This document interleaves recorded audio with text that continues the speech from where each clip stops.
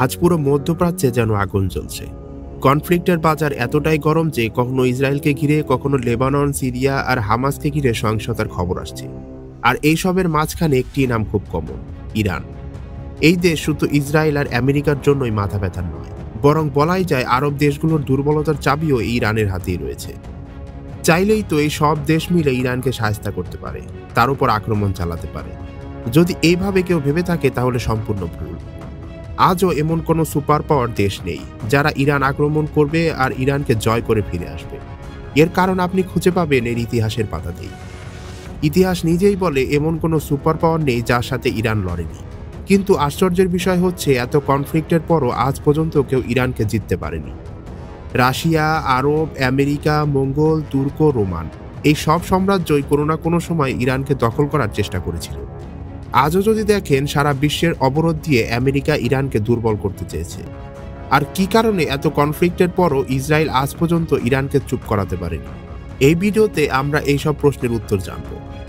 এশিয়ার বাংলা নতুন হলে সাবস্ক্রাইব করতে ভুলবেন না। আপনি যদি এই দেশের লোকেশন লক্ষ্য করেন তাহলে দেখবেন ইরান এমন এক দেশ যা আফ্রিকা, ইউরোপ আর রাশিয়ার মধ্যে সংযোগ তৈরি করে। এবং সম্ভবত ঠিক এটার কারণে ইরান বারবারই সংঘাতের মধ্যে থেকেছে। না কোনো সুপার পাওয়ারের সাথে এর সম্পর্ক ঠিকঠাক হয়েছে, না প্রতিবেশীদের সাথে। যদি আধুনিক ইরানের জিওগ্রাফি ক্লোজলি দেখি তাহলে দেখা যাবে ইরান 7টি দেশের সাথে সীমান্ত ভাগ করে। এর পূর্ব দিকে রয়েছে পাকিস্তান, আফগানিস্তান আর তুর্কমেনিস্তান। আর পশ্চিমে রয়েছে ইরাক, তুরস্ক, আর্মেনিয়া আর আজারবাইজান। এছাড়াও ইরানে আছে 3টি সাগরের অ্যাক্সেস, যার সবচেয়ে গুরুত্বপূর্ণ হলো স্ট্রেট অফ হরমুজ, যা ইরানকে একটি জিওপলিটিক্যালের বিশাল খেলোয়াড় বানায়। এখন যদি স্থলভাগের দিকে চোখ ঘোরাই তাহলে দেখা যায় ইরানের দক্ষিণ ও পশ্চিম অংশে বিশাল পাহাড়ি অঞ্চল রয়েছে। এই পাহাড়গুলোকে বলা হয় জাগোরাস মাউন্টেন। এই রেঞ্জগুলো ইরানের উপকূল অঞ্চল থেকে শুরু হয়ে ইরাক হয়ে তুরস্ক পর্যন্ত বিস্তৃত। আরও মজার ব্যাপার হচ্ছে, ঠিক যেভাবে হিমালয়ের উপস্থিতি চীনের আক্রমণ থেকে ভারতকে সুরক্ষা দেয়, সেভাবেই এই পাহাড়গুলো ইরানকে ঠিক ভালোভাবেই সুরক্ষা দিচ্ছে এবং প্রতিবেশী দেশ ইরাক ও তুরস্কের আক্রমণ থেকে রক্ষা করছে। তাই এটা তো পরিষ্কার, এই প্রাকৃতিক বাধার কারণে ইরানের এক পাশ সুরক্ষিত থাকে। তাই তো 1980 সালে যখন ইরাক ইরানের উপর হামলার পরিকল্পনা করে, তখন তারা ভয়াবহভাবে ব্যর্থ হয়। সেই সময় ইরাক ভেবেছিল তারা এই কঠিন ও পাথুরে পথ পেরিয়ে প্রথমে ইরানের তেলের ভান্ডার দখল করবে, তারপর শহরগুলো আস্তে আস্তে কবজা করবে। কিন্তু তারা যা ভাবেনি ঠিক তাই ঘটেছে। ইরাক তাদের সম্পূর্ণ শক্তি এবং উন্নত অস্ত্র ব্যবহার করেও এই পাহাড়গুলো অতিক্রম করতে পারেনি। 2 বছরের যুদ্ধের পরেও ইরাক এই দুর্গম পথ আর পাহাড় পেরোতে ব্যর্থ হয় এবং ফলাফল হয় এই যে ইরানের সেনাবাহিনী তাদের এই পাহাড় থেকেই পিছনে ঠেলে দেয় এবং হেরে যাওয়া যুদ্ধ পর্যন্ত জিতে যায়। এবার আসা যাক ইরানের অন্যদিকের ভূগোল নিয়ে। এই দেশের উত্তরে আছে কাস্পিয়ান সাগর এবং তার পাশেই আলব্রুজ পর্বতমালা, যা উত্তর দিক থেকে ইরানকে সুরক্ষা দেয়। সেই সঙ্গে এই পাহাড়গুলোর কারণে ইরান ইউরেনিয়াম, সিলভার, গোল্ড এবং জিঙ্কের মতো বহু মূল্যবান খনিজ সম্পদ পায়। তাই এখনো পর্যন্ত ইরানের কাছে বিশ্বের সবচেয়ে বড় জিঙ্কের ভান্ডার রয়েছে।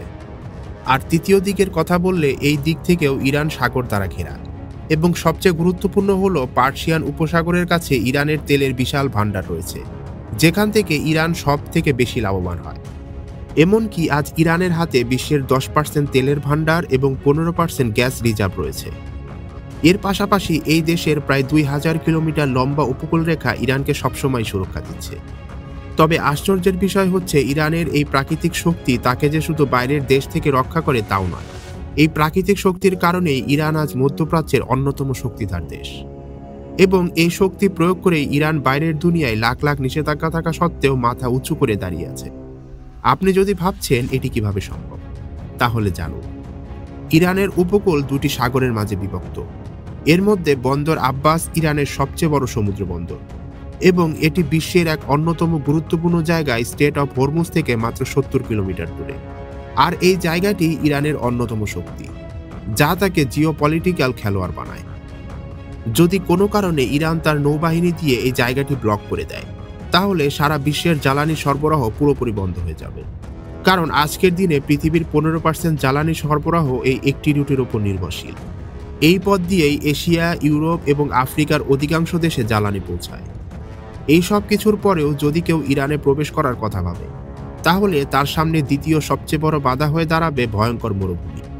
এই মরুভূমিগুলোর তাপমাত্রা এতটাই বেশি থাকে যে 2005 সালে এখানে সর্বোচ্চ 70 ডিগ্রি সেলসিয়াস তাপমাত্রা রেকর্ড করা হয়েছিল। এমন অবস্থা আজকের দিনে এই তাপমাত্রা আরও বেড়েছে, সেটা কল্পনাই করা যায়। এই কঠিন ভৌগোলিক পরিস্থিতির কারণে ইরানকে পুরোপুরি দখলে নেওয়া প্রায় অসম্ভব হয়ে পড়ে এবং অনেক দেশ কখনো এটা চেষ্টাও করেন। তবে এর বাইরেও ইরান এত শক্তিশালী করে তুলেছে এর জিওপলিটিক্যাল কৌশল।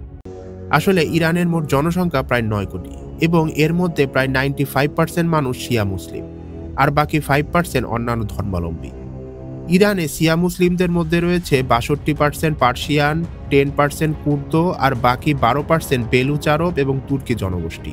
কারণ হলো ইরান থেকে শুরু করে অধিকাংশ আরব দেশে প্রায় 95% সুন্নি মুসলমান, যাদের ইসলামিক সংস্কৃতি শিয়াদের থেকে পুরোপুরি আলাদা।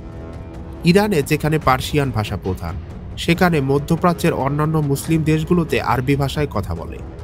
আর ইরান এমন একটি দেশ যেটি নিজেকে আরব দেশগুলোর অংশও মনে করে না এবং মুসলিম দেশগুলোর তালিকাতেও নিজের পরিচয় আলাদা রাখে। এই একটি মুসলিম দেশে এত বৈচিত্র্য থাকার একটি বড় কারণ হচ্ছে 1979 সালে শিয়া বিপ্লবের আগে ইরান ছিল একটি উদারপন্থী দেশ, যখন আমেরিকা ইরানের শত্রু নয় বরং সবচেয়ে ঘনিষ্ঠ বন্ধু ছিল। ইরান এবং আমেরিকার সম্পর্ক এতটাই ভালো ছিল যে উভয় দেশ একে অপরকে শক্তিশালী মিত্র মনে করত। যতটা ভালোবাসা আজ আমেরিকা ইসরায়েলের প্রতি দেখায়, ঠিক ততটাই ভালোবাসা একসময় আমেরিকা ইরানের জন্য দেখাত। তখন অবস্থা এমন ছিল যে আমেরিকা ইরানকে সামরিক যুদ্ধবিমান পর্যন্ত সরবরাহ করত। এই দুই দেশের মধ্যে অর্থনৈতিক, সামরিক এবং প্রতিরক্ষা ক্ষেত্রেও ঘনিষ্ঠ বাণিজ্যিক সম্পর্ক ছিল। তবে কেউ ভাবতেই পারেনি যে ইরান এবং ইসরায়েলের সম্পর্ক এতটা খারাপ হয়ে যাবে। এই সব কিছু বদলে যায় যখন ইরানের রাজনীতিতে এক নতুন নেতা আসেন, রুহুল্লাহ খামেনি। মুসলিম দেশগুলোর মধ্যে এমন এক সংঘাতের সূচনা করেন যা আজও থামার নাম নিচ্ছে না। আমেরিকা আজও জানে না কিভাবে এই সমস্যা সমাধান করা যায়, কিন্তু গত 40 বছর ধরে তারা ইরানকে একটি শত্রুর মতো দেখে আসছে। আরও অবাক করা বিষয় হচ্ছে 1979 সালের আগে ইরান এবং ইসরায়েলের মধ্যেও ছিল ভালো সম্পর্ক। 1948 সালে ইরান ছিল বিশ্বের দ্বিতীয় বৃহত্তম মুসলিম দেশ, যারা ইসরায়েলকে স্বীকৃতি দিয়েছিল। এমনকি মনে হচ্ছিল তখন ধীরে ধীরে হয়তো পুরো মধ্যপ্রাচ্য ইসরায়েলকে স্বীকৃতি দিয়ে দেবে। কিন্তু ইমাম খামেনি এসে সবকিছু বদলে দেন। ফিলিস্তিনিদের প্রতি তার শত্রু, যাকে পৃথিবীর মানচিত্র থেকে মুছে দেওয়া হবে। এই ঘোষণার পর ইরান ইসরায়েলের সাথে সব কূটনীতিক সম্পর্ক ছিন্ন করে, ইসরায়েলগামী সমস্ত ফ্লাইট বন্ধ করে দেয়। এমনকি তেহরানে অবস্থিত ইসরায়েলি দূতাবাস রাতারাতি প্যালেস্টাইনের দূতাবাসে পরিণত করে দেওয়া হয়। এর ফলাফল ছিল স্পষ্ট। ইসরায়েল তো বটেই, ইরানের সম্পর্ক আমেরিকার সাথেও খারাপ হয়ে যেতে শুরু করে।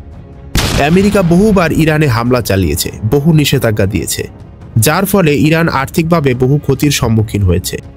কিন্তু এত কিছুর পরও ইরানকে শেষ করে দিতে পারেনি কেউই।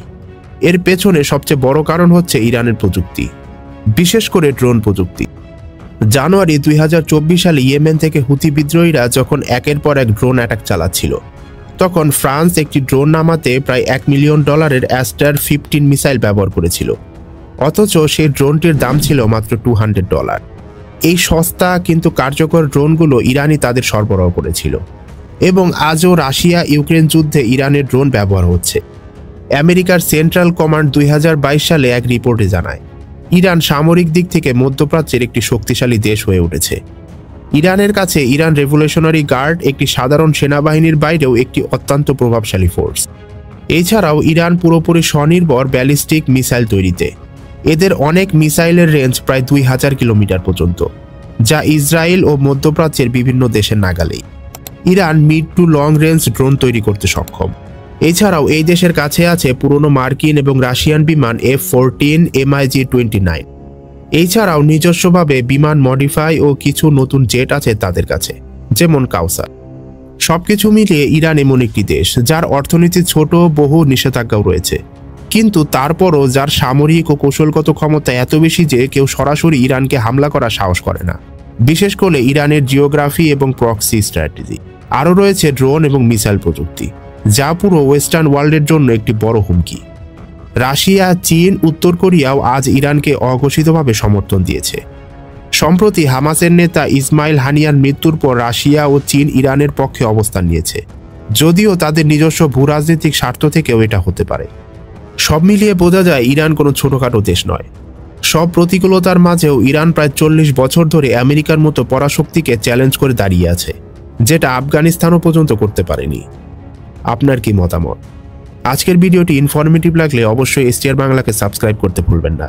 দেখা হচ্ছে নতুন এপিসোডে।